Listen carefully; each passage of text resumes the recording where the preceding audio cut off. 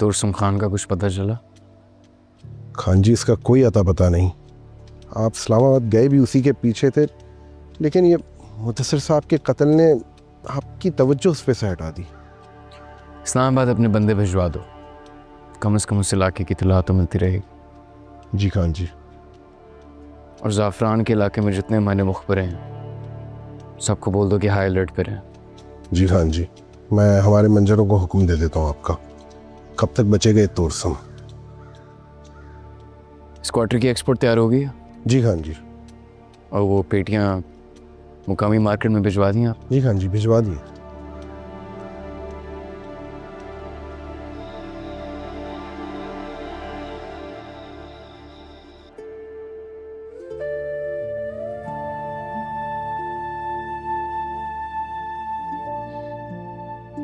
सरमाला,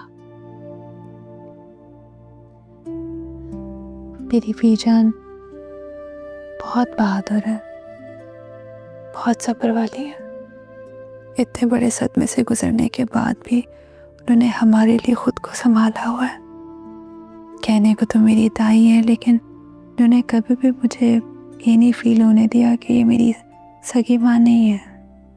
हमेशा मुझे अपनी बेटी की तरह रखा है। अपने बेटों से बढ़कर मुझे माँ वाला प्यार किया है इन्होंने।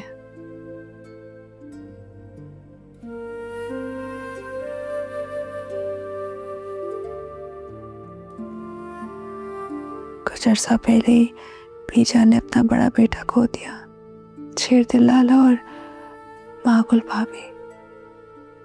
हम सब दुखी हैं, इसमें कोई शक नहीं, लेकिन एक माँ का दुख तो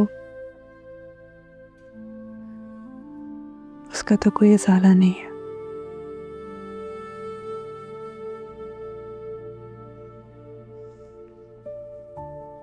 थक गई होगी यहाँ बैठे बैठे। मैं भी बीजान को उनके कमरे तक छोड़ के आती हूँ। बाहर मेरा इंतजार करो, मैं आती हूँ।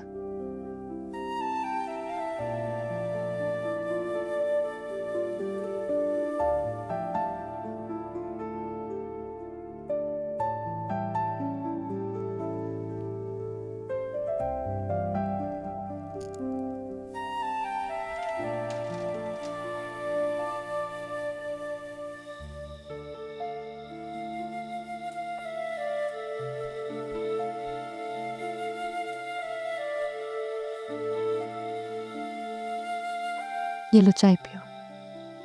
देखो मुलाजिम तो सारे सो गए, तो मेरे ही बनी हुई हाथ की चाय पीनी पड़ेगी। शुक्रिया।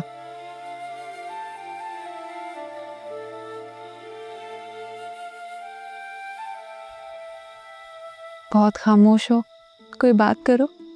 दिल की कोई बात कर लो, या बचपन का ही कोई किस्सा सुना दो। क्या सुनाओ? चाहो तो मुदस्सिर भाई की कोई बात कर लो, शायद दिल का बोझ हल्का हो जाए। सरबुलंद मुझसे कुछ नहीं छुपाता। मैं जानती हूँ कि तुम मुदस्सिर भाई की बीवी हो।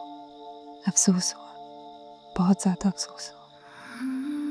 बिल्कुल मेरे भाइयों की तरह थे वो। बचपन में आना जाना था काफ़ी उनका। सरबुलंद, वो, मैं, हम इतना खेलते थे कि बल्कि हवेली के पिछले हिस्से में जाके जब मैं छुप जाती थी ना, तो सबसे पहले मुदस्सिर भाई मुझे ढूंढते थे।